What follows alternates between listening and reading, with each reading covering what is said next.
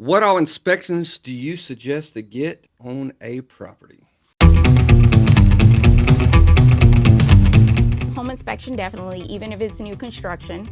Radon, which is a colorless, odorless gas that could be deadly. Oh, and pests, of course. But also, if you have a pool, I would definitely get a pool. If your property's on well or septic, definitely you want to get it pumped and inspected, as well as check your water to make sure there is no bacteria in your well water.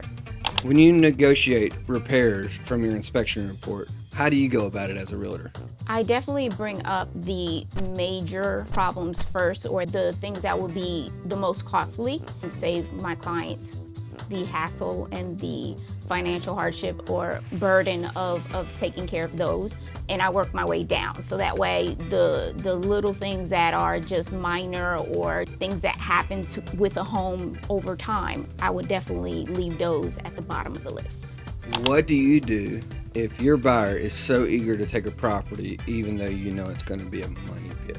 Well, my first job is to protect my client, so I'm going to explain the ins and outs of everything that I see on the report that's wrong, because I want them to have a full understanding of what they're getting into, good or bad.